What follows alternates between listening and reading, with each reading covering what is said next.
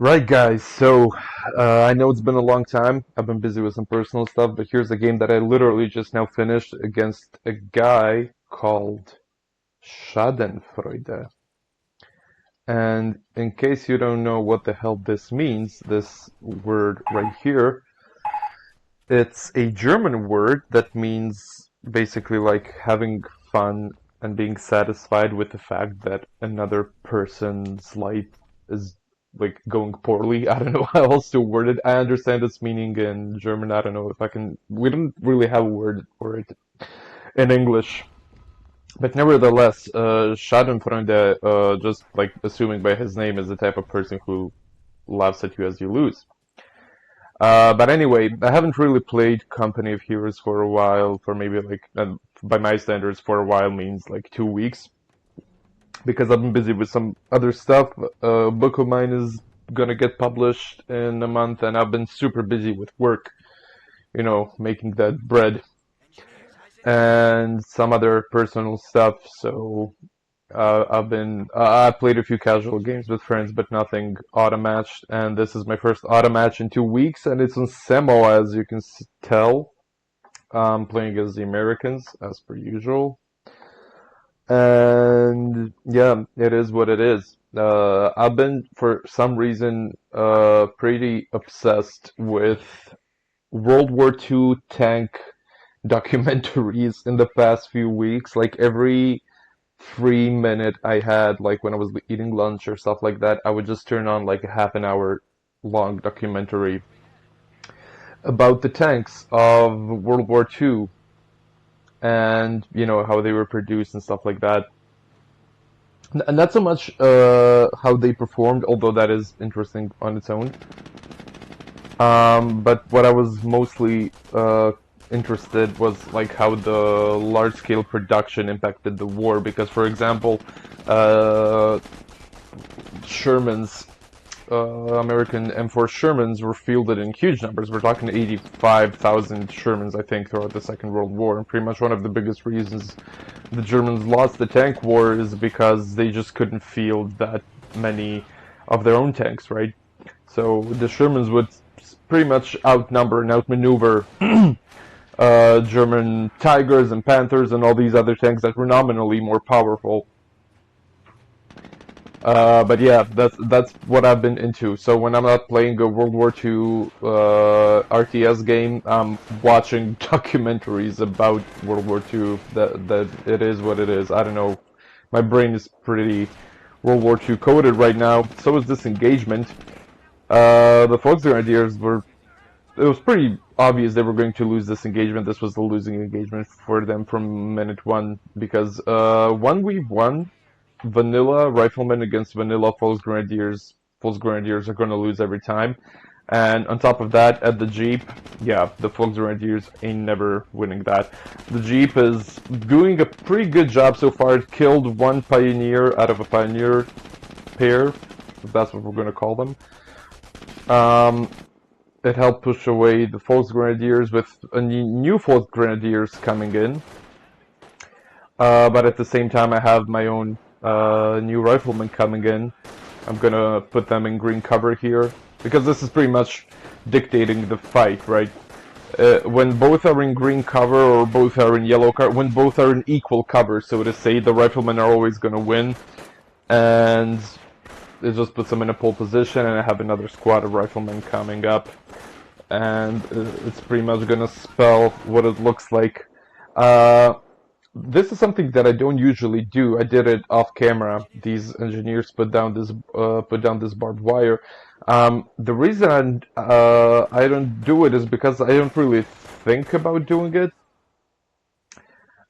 and I know that when I play against some German players, they like to barb this entire area up, and I really hate it when people do that. I understand setting up 1 or 2 lines of barbed wire to constrict your enemy's movements.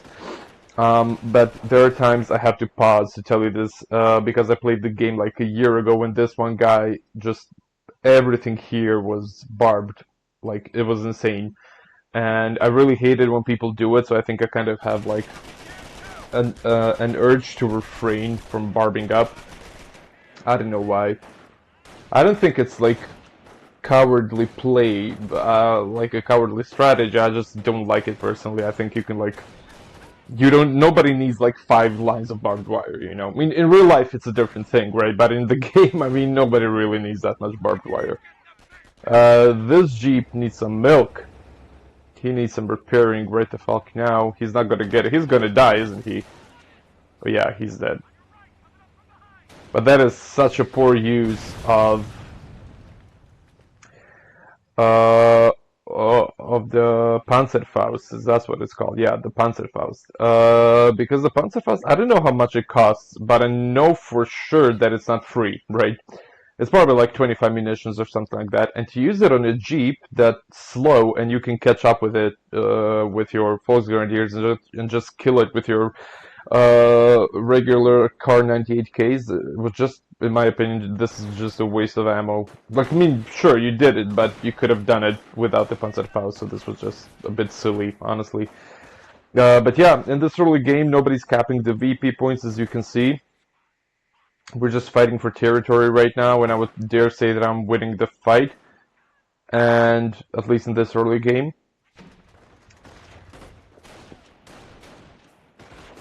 And I have no idea what this... I know what's going to happen right now. I have no idea what this maneuver was from me. I just flew directly in there. I think I was managing something else when this was going on. Thank God I managed to retreat those guys on time. But I think my mind was elsewhere. It was probably here. But yeah, bars are being teched up for me right now. And these Volksgrenadiers are very, very lucky to escape. They have literally 0 health. There is no health on them. They were like 1 bullet away from dying. And these guys, I don't think they're gonna fare much better. And they're lucky that the bars haven't popped at the right time, because if they had, they would be dead right now. He would have lost both squads very early. But anyway, I'm gonna mine this area up, because he's gonna keep trying to get through here, right? So I'm gonna mine it. I'm gonna put a mine here. I'm gonna put a mine here.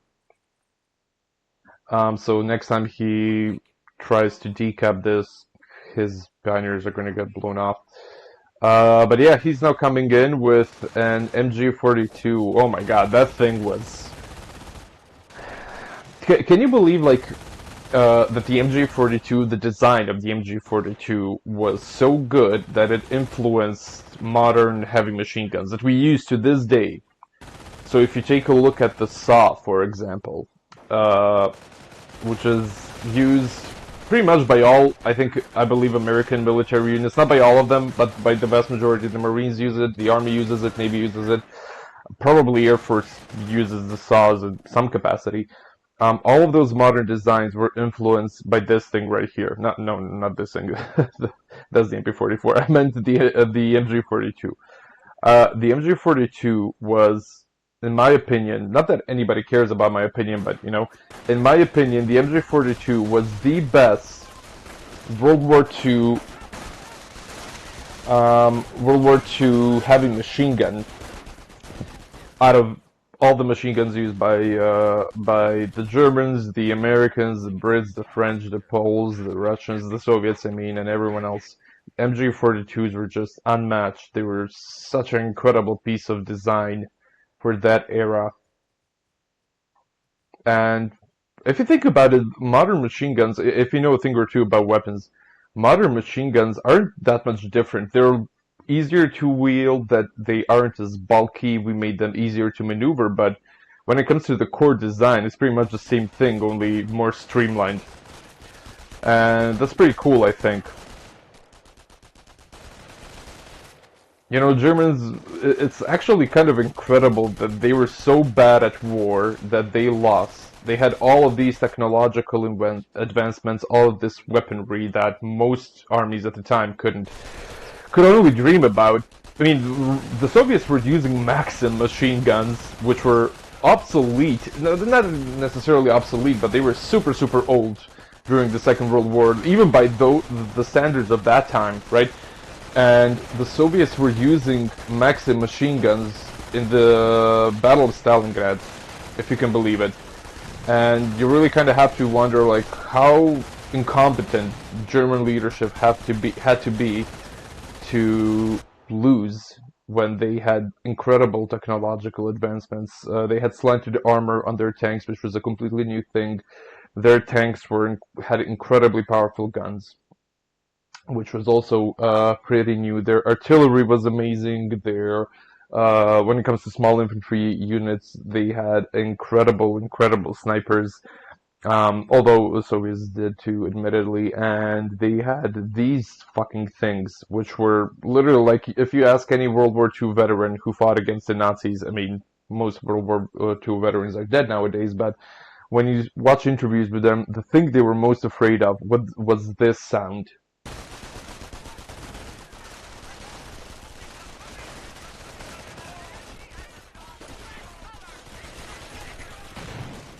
Okay, that was a bit anticlimactic. I expected. When I said this sound and clicked play, I thought I wanted to hear the MG42 shoot. But anyway, you're gonna hear it later. I'm gonna do it again later. It's gonna be much cooler, trust me. But anyway, the MG42. I'm gonna put some pics on screen right now. Like people do not understand how incredible this weapon was for its time.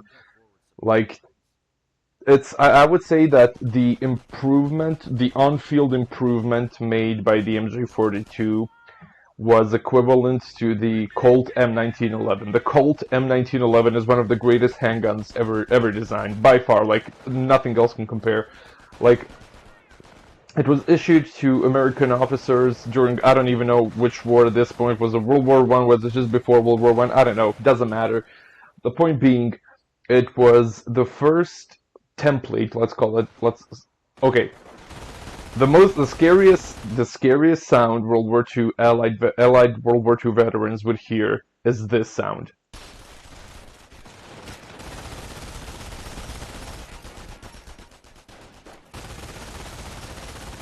Like, can you imagine you're running into combat, and on the other side is this thing firing? I don't even know how many rounds per minute. We're looking at thousands of rounds per minute, I assume. And somebody tells you you need to run into that and you need to destroy it.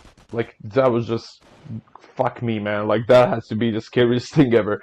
But yeah, what I wanted to say that the Colt M1911 was set the first template for what modern handguns look like. If you look at a H&K Heckler & Koch USP, which is widely regarded as one of the greatest handguns ever designed, and it's 30 years old at this point, but it's still in use all around the world to this day. The H&K USB based its design on pretty much the template set up by the Colt M1911.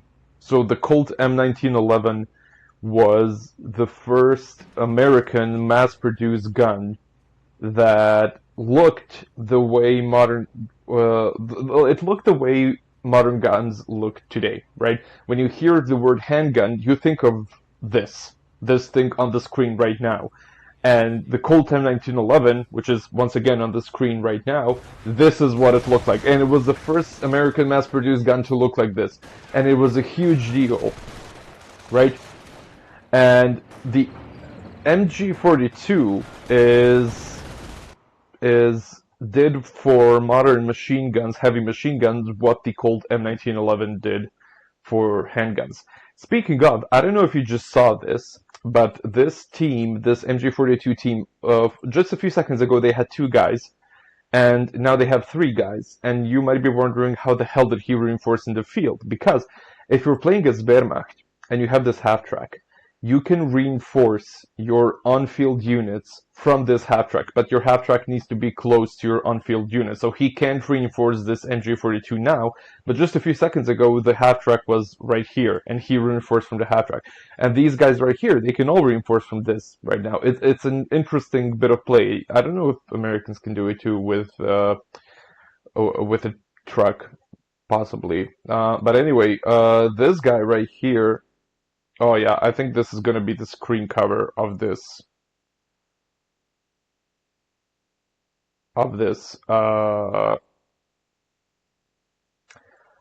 video. Look at him. It's all pink mist. This is pretty much what it looks like when a person gets shot. I never shot anyone, for the record, but I've been told stories from other soldiers who have killed people what it looks like when you shoot a person. And this cloud of pink mist you see right here is... Oh yeah, I think this is the money shot. I think this is what we're gonna go with. I'm just gonna remove the game pause thing. But that cloud of pink mist you just saw right there, that's blood, right? And when you get shot with a high velocity round, blood splatters in a like a cloud of mist, and it's pretty pink. And that's why people will say pink mist when you shoot somebody. It doesn't happen all the time, but it happens when you receive several rounds, several bullets very quickly. So if you get shot by, let's say, 7 or 8 5.56 rounds within a few seconds, which is more than possible if you're getting shot at with an automatic weapon, your body essentially turns into pink mist. And that's pretty cool. I mean, it's not pretty cool, it's a horrible, horrible thing. But I meant for within the aspect of video games, it's pretty cool that they did it, that they put it in there.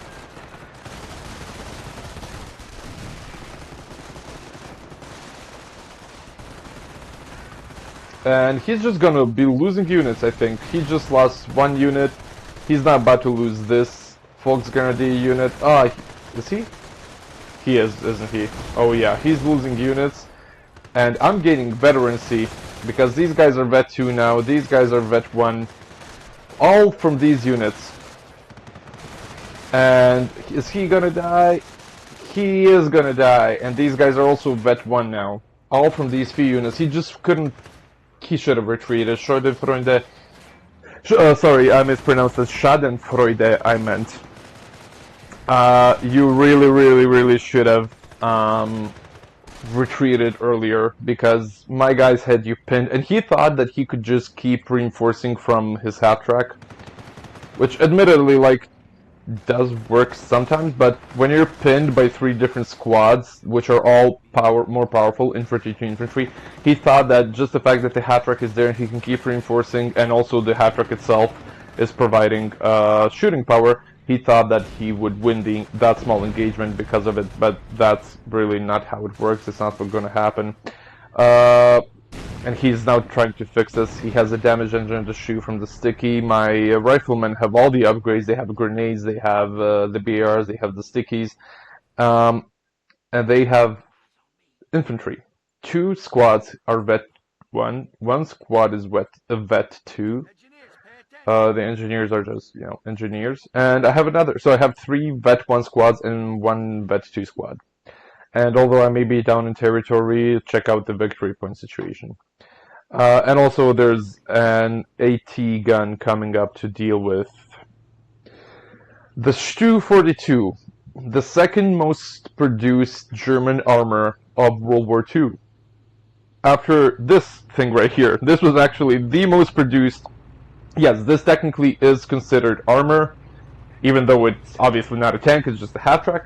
That's the most produced German armor during the Second World War. And this is the second most produced German armor during the Second World War. And he's now getting the second Stu, and he has a Kampfkraft center somewhere. Oh, there it is. Because he, from very early on in the game, he had a lot of veterancy.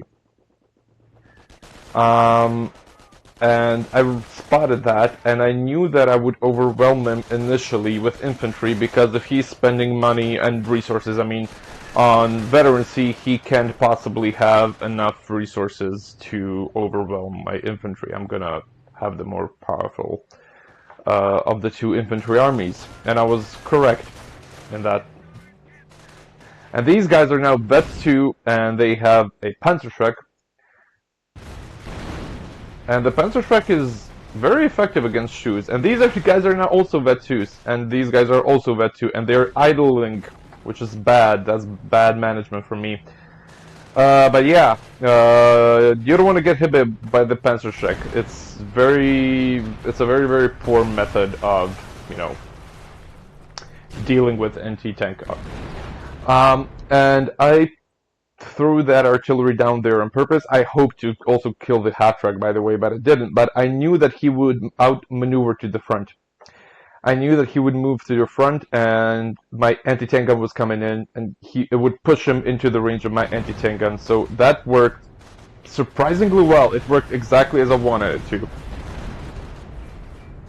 Oh, it did destroy the hat track. Oh yeah, I didn't even notice that during the game. About the Panzerschreck, where is that Panzerschreck?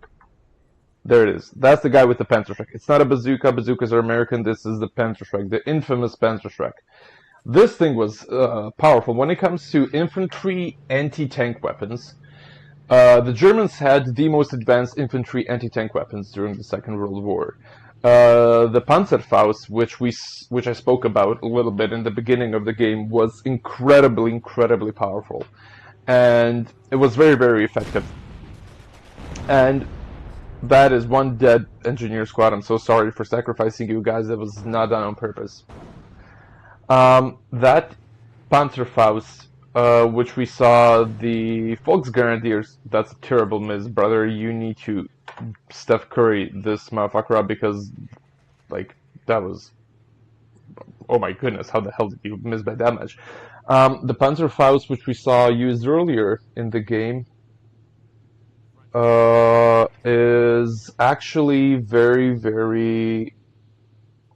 was very good at his job. That's what I wanted to say. It was incredible. And the Panzerschreck is just an upgrade to that. And it was even better. And the Germans, the things they could do against tanks, it was just... Well, they were just laughably overpowered in that regard. And Allied tank commanders obviously were very much aware of that. And you can now see that this is now the third, I believe, Stu. I've already destroyed one. This one was very close to getting destroyed.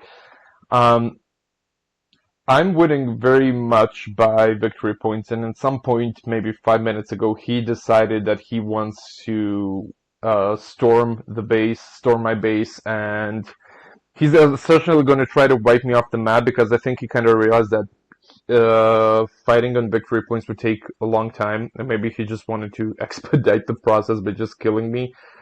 But by this point in the game, I already have so much veterancy and so much infantry and so much anti-tank. I mean, I have one anti-tank gun, but that's considering that I also have a Panzerschreck, that 2 infantry squad. That's more than enough for these 2 Stus, and also have an M8 coming up. And he has nothing. I mean, aside from these 2 Stus, he has a single Volksgrenadier and these Pioneers. But anyway, what I wanted to say is that at this point, I said to myself, I was pretty cool. I wasn't panicking at any point throughout the game. I thought to myself, okay, I'm going to try to end the game now. I've had enough of this, brother. So I set up this little flank, knowing that he would either have to turn on these guys, which would open his back to the anti-tank gun, or he would have to try to run to the anti-tank gun, which would, once again, the anti-tank gun would hit it, and I would hit it from the back. Either way, this tank is pretty much dead in the water right now. Even though it's full health, it's gonna be dead in the water pretty soon. And this tank is immobilized, so I'm not worried about it. He can't help this tank.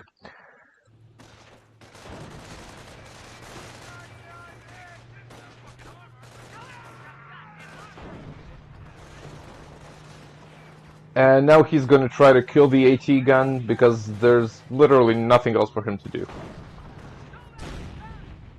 And he's going to get a solid hit in.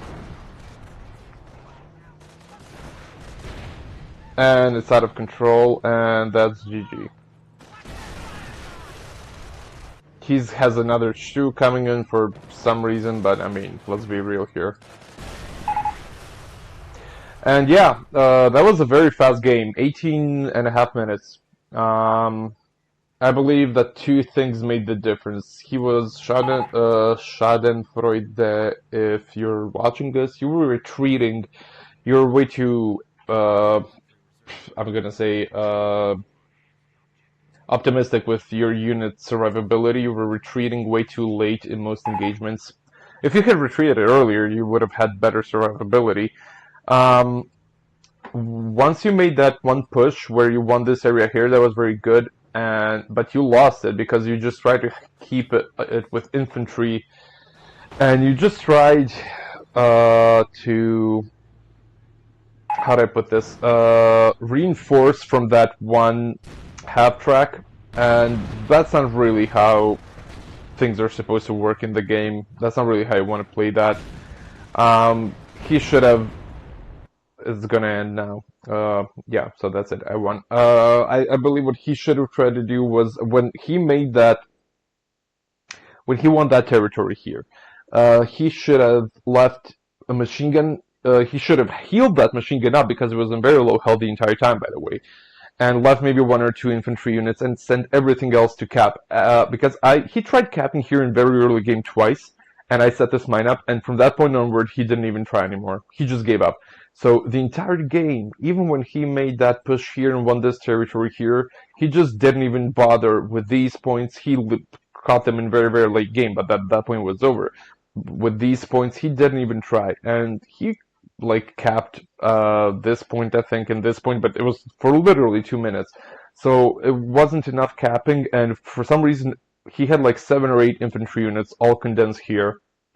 And it was very easy, I don't know if you remember, but I flanked them with 2 of my units went here, 2 of them went here through this little passage here, because there's a passage there, I don't know if you know it, but infantry can go through here.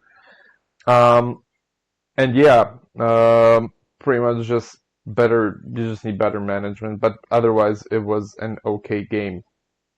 So yeah, that's it for this replay, guys. Today's date is March the 17th, and Arsenal are playing Bayer Leverkusen in the Champions League in a few hours, and I have a few friends coming over to watch it, all because Arsenal is going to win the league. The Champions League, the Carabao Cup, and the FA Cup this year. I'm sure of it. I mean, I'm kind of waffling right now. I'm joking a bit, but still, that's the plans I have for today. Anyway, I'm gonna catch you guys in the next one. This game was fun, and I'll see you soon.